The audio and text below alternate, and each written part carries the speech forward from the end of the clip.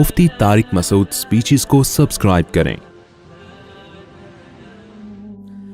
तरावी 8 हैं या 20 या फिर मर्जी पर है, जो जितनी चाहे पढ़ ले, जितनी चाहे पढ़ ले। मैंने दुनिया में कोई ऐसी मस्जिद नहीं देखी जिसमें जितनी चाहे तरावियाँ पढ़ी जा रही हों। बाज़ लोग फतवा तो देते हैं कि कोई अदद मुतय्यन नहीं है, लेकिन वो फतवा मार्केट में चलता पूरी दुनिया में कहीं भी नहीं है।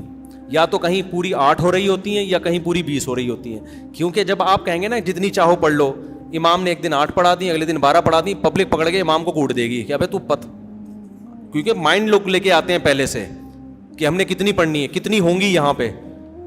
तो बाज़ फतवे सिर्फ कुछ स्कॉलर्स बैठ के चला देते हैं मार्केट में, वो चलने वाले नहीं होते, वो खुद उस पर खुद अमल नहीं कर रहे होते।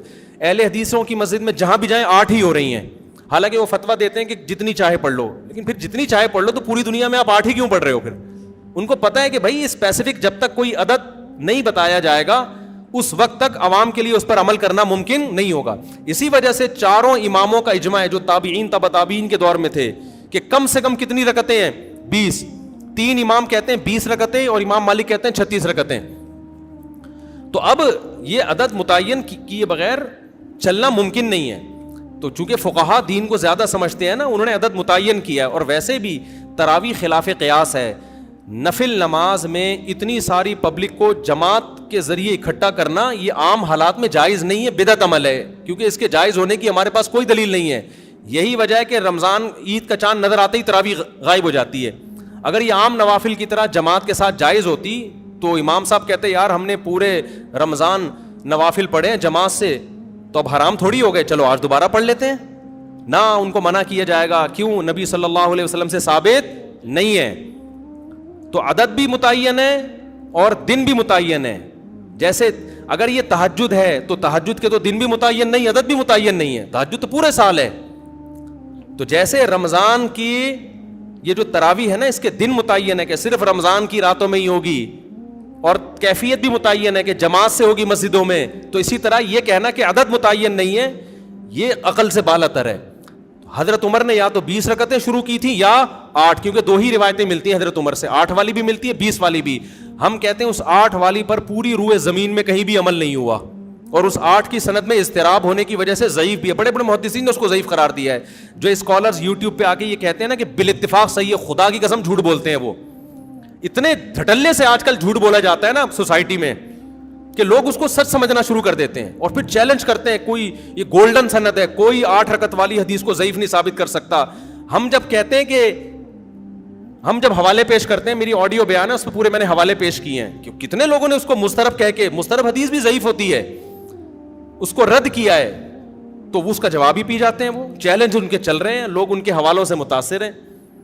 तो अगर वो 8 रकत वाली हजरत उमर से साबित होती तो उस दौर में कितनी रकतें चलती? 8। हरम में भी 8 होती, मस्जिद नबी में भी 8 होती, और 1400 साल से हरम और मस्जिद नबी में 8 ही चली आ रही होती। अबू हनीफा भी 8 के कायल होते, इमाम शाफी जैसे मुहद्दिस और मुज्तहिद भी 8 के कायल होते, इमाम अहमद जो इमाम बुखारी के उस्ताद हैं वो भी 8 के कायल होते, इमाम मालिक भी 8 के कायल होते, और अब्दुल्ला बिन मसूद भी 8 पढ़ रहे होते, और उस्मान बिन अफ़ान भी 8 पढ़ रहे होते। हम कहते हैं कहीं कोई ज़ईफ़ रिवायत भी नहीं मिलती कि उस्मान बिन अफ़ान के दौर में 8 हुई, हजरत अली के दौर में 8 हुई। 20 वाली तो बहुत सारी मिलती है हमें। तो इसलिए, और तवातुर अमली भी मिलता है। 150-200 साल पहले फुक़हा बयान करते हैं कि पूरी रूए ज़मीन पर हमें कोई भी मस्जिद नज़र नहीं आती, ट्रैवलिंग होती थी ना उस ज़माने में भी, कि कहीं भी हमें 20 रकत से कम 1 रकत मिल रही हो। और वैसे भी एक बात है, मुहद्दिसीन ने इस नमाज को तरावीह का नाम दिया है। ये बहुत बहुत अच्छी तरह समझो, ये हमने नाम नहीं दिया कि उलमाए देवबंद या हनफी या शाफी लोगों ने। इस नमाज को तरावीह का नाम किसने दिया? बोलो, मुहद्दिसीन ने। इस पे बाब जो बांधा जाता है ना तरावीह का, ये मैं और आप नहीं, कौन? मुहद्दिसीन। अब तरावीह का जो लफ्ज है ना वो 8 रकतों पे फिट ही नहीं बैठता है, क्योंकि इमाम बहकी हदीस लेकर आए हैं, रिवायत लेकर आए हैं। हदीस से मेरी मुराद रिवायत कि असलाफ जो इसको तरावीह कहते थे इसलिए कि इसमें हर 4 रकतों के बाद लोग थोड़ा सा वक़फ़ करते थे। तो 4 रकतों को उन्होंने तरवीहा कहना शुरू कर, रौह आराम को कहते हैं, तरवीहा इससे निकला है। 4 रकतों के बाद क्या करते थे? आराम। तो इसलिए हर 4 रकत को एक तरवीहा, تو اب محدثین نے اس کو نام کیا دے دیا؟ تراویح، فقہا اور محدثین نے. تو اس کی وجہ محدثین بیان کرتے ہیں کہ تراویح کا نام اس لیے دیا گیا کہ ہر 4 رکعتوں کے بعد تھوڑا ریسٹ کیا جا رہا ہے. اب مجھے بتاؤ یہ جو عربی لغت میں نا ایک ترویحہ 4 رکعت اور تراویح جمع اقصا ہے. عربی میں جمع کے لیے کم سے کم 3 فرد ہونا ضروری ہے. جیسے رجل ایک آدمی، بھائی چل رہی ہے ریکارڈنگ، رجل ایک آدمی، رجلانی 2 آدمی، رجال 2 سے زیادہ. تو تراویح 2 ترویحوں سے زیادہ، 2 ترویحیں بنتے ہیں 8 رکعتیں اور تراویح بنتی 8 سے زیادہ. کتنی زیادہ یہ اس میں سب آ سکتا ہے. تو 8 رکعتوں پہ تو تراویح کا لفظ فٹ ہی نہیں بیٹھتا. تو محدثین اس کو تراویح کیسے کہیں گے اور تراویح کے بعد کیوں باندھیں گے؟ اس زمانے میں اگر 8 رکعتیں ہو رہی ہوتی محدثین کے دور میں تو اس کو ترویحتین کہتے نا، وہ تراویح سے تعبیر نہ کرتے. سمجھتے ہو کہ نہیں سمجھتے؟ اور تراویح ہے بھی جمع اقصا. جمع اقصا کا مطلب عربی میں 2 قسم کی جمع ہوتی ہے، ایک جمع قلت اور ایک جمع کثرت. افعل، افعال، فعلۃ، افعلۃ، یہ 4 وزن جمع قلت کے ہیں 3 سے لے کے 9 تک. اور جمع اقصا کہتے ہیں جیسے مساجد، یہ جمع اقصا ہے، بہت ساری مسجدیں اور بہت سارے اس سے ملتے جلتے الفاظ ہیں، مفاعل یا فعائل کے وزن پر. تو تراویح بھی یہ فعائل، تفاعل اس طرح کا وزن بنتا ہے. یعنی جمع اقصا کا مطلب ہوتا ہے جس میں جو فعائل کا وزن بن رہا ہو، فواعل کا وزن بن رہا ہو. اب یہ صرف کی باتیں نا ہر آدمی کو کھوپڑی میں نہیں آئیں گی. آج کل کے جو اسکالرز آ رہے ہیں ان کو تو ویسے ہی کھوپڑی میں نہیں آئیں گی کیونکہ ان کو صرف نحو کا الف بے بھی نہیں پتا ہے، عربی گرامر جانتے ہی نہیں ہے، اردو کتابیں پڑھ پڑھ کے پھینک رہے ہوتے ہیں بیٹھ کے. تو تراویح ترویحہ کی جمع اقصا ہے. ترویحہ تفعیلہ اور تراویح تفاعیل. تو تفاعیل کا وزن جمع اقصا کا وزن ہے. یہ جمع کثرت پہ دلالت کرتا ہے. محدثین نے صدیوں پہلے اس نماز کو تراویح کہا، جس سے پتہ چل رہا ہے ایک ترویحہ نہیں ہے، 2 ترویحیں نہیں ہیں، 3 بھی نہیں ہیں، 3 سے زیادہ ہیں، کثیر ترویحیں ہیں. کثیر ترویحیں ہیں. جب کثیر ترویحیں ہیں تو وہ 8 اور 12 رکعتیں بھی نہیں ہیں، زیادہ ہیں وہ. تو جو حضرات اپنی مسجدوں میں 8 رکعت تراویح پڑھتے ہیں تو بھائی آپ اس کو تراویح کی نماز ہی نہ بولو، ترویحتین بولو. اچھا انہوں نے بھی یہ کام کرنا شروع کر دیا، اب اس کو تراویح بولنا چھوڑ کے صلاۃ اللیل بولنا شروع کر دیا ہے کہ ہم صلاۃ اللیل بولیں گے، تراویح بولیں گے ہی نہیں اس کو. یہ آپ ایک اور مصیبت میں پھنس جاؤ گے. آپ ایک ٹینشن سے تو بچنا چاہ رہے ہو لیکن آپ ایک دوسری ٹینشن میں پھنس جاؤ گے. وہ ٹینشن یہ ہے کہ محدثین کے دور میں یہ صلاۃ اللیل ہے تو صلاۃ اللیل ہی، وتر بھی صلاۃ اللیل ہے، تہجد بھی، ہر نماز جو رات کو پڑھی جائے وہ صلاۃ اللیل ہے. لیکن محدثین نے، یہ میں نے نہیں، ٹھیک ہے نا، محدثین اور فقہا نے اس کو الگ نام اس لیے دیا تھا یہ بتانے کے لیے کہ یہ صلاۃ اللیل عام صلاۃ اللیل جیسی نہیں ہے، اس کے کچھ احکام دوسری نمازوں سے ڈفرینٹ ہیں. اس میں بڑی جماعت ہوگی، ایک امام کے پیچھے لوگ پڑھیں گے اور عشاء کے بعد پڑھی جائے گی یہ. جبکہ صلاۃ اللیل کب پڑھی جاتی ہے؟ جو تہجد جس کو آپ صلاۃ اللیل، وہ رات کے آخری حصے میں. تو تراویح آپ کو رات کے آخری حصے میں پڑھنی چاہیے. پھر اس میں آپ بڑی جماعت قائم نہ کریں کیونکہ رسول اللہ صلی اللہ علیہ وسلم نے جو 3 دن رمضان میں جو نماز پڑھی ہے وہ 3 دن کے بعد آپ نے ترک کر دی تھی. تو جو نماز آپ نے ترک کی ہے وہ آپ کنٹینیو کیوں پڑھ رہے ہو رمضان میں؟ بھائی کیا دلیل ہے آپ کے پاس؟ آپ کہتے ہو حضرت عمر نے شروع کی ہے، تو حضرت عمر نے جو شروع کی ہے اس کو محدثین نے تراویح کہا ہے. صلاۃ اللیل تو ہے وہ، لیکن اس کو الگ سے بھی ایک نام دیا ہے. اور تراویح کا لفظ 8 رکعتوں پہ صادق نہیں آتا. اس کا مطلب حضرت عمر نے 8 پڑھی نہیں تھی، 8 سے زیادہ پڑھی ہیں. اور پھر پوری روئے زمین پہ جو پڑھی گئی ہیں، ان تمام باتوں کا کسی کے پاس کوئی جواب نہیں ہے. بعض لوگ کہتے ہیں بخاری کی حدیث ہے کہ نبی صلی اللہ علیہ وسلم رمضان اور غیر رمضان میں 8 سے زیادہ نہیں پڑھتے تھے. بخاری ہی کی دوسری حدیث بھی ہے جس میں حضرت عائشہ فرماتی ہیں کہ نبی صلی اللہ علیہ وسلم رمضان میں زیادہ عبادت کیا کرتے تھے رات میں، اور رمضان کے غیر میں کم کرتے تھے. یزید فی رمضان ما لا یزید فی غیرہ. یہ کیا بات ہے کہ آپ وہ حدیث تو لے رہے ہو جس میں آتا ہے کہ 8 پڑھتے تھے رمضان غیر رمضان میں. بخاری ہی کی دوسری حدیث جس میں آتا ہے رمضان میں رکعتوں کی تعداد زیادہ ہوتی تھی، اس کو آپ فوکس نہیں کر رہے. آپ اس حدیث سے، بخاری ہی کی حدیث سے پتہ چلتا ہے بھائی رمضان میں اگر 8 تھی، غیر رمضان میں 8 تھیں تو رمضان میں 8 سے زیادہ تھیں. تو یہ حدیث بھی بخاری کی مضطرب ہے. حضرت عائشہ کا بیان میں اضطراب ہے. حدیث کی سند ٹھیک ہوتی ہے بعض دفعہ، لیکن سند صحیح ہونے کے باوجود جب 2 حدیثوں میں ٹکراؤ ہوتا ہے تو وہ حدیث قابل استدلال نہیں رہتی. ہم یہ کہتے ہیں کہ امی عائشہ کہتی ہیں کہ ایک طرف کہہ رہی ہیں کہ رمضان میں آپ 8 پڑھتے تھے, دوسری طرف کہہ رہی ہیں 8 سے زیادہ پڑھتے تھے. ہم کہتے ہیں 8 والی حدیث کی تائید ہمیں دوسری حدیثوں سے نہیں ملتی, رمضان میں 8 سے زیادہ پڑھتے تھے, اس کی تائید میں دوسری صحیح حدیثیں موجود ہیں. لہذا ہم امی عائشہ کی یا بخاری کی وہ حدیث کو لیں گے جس میں 8 سے زیادہ کا ہے, اور رمضان کا تقاضا بھی ہے کہ 8 سے زیادہ پڑھتے ہو آپ.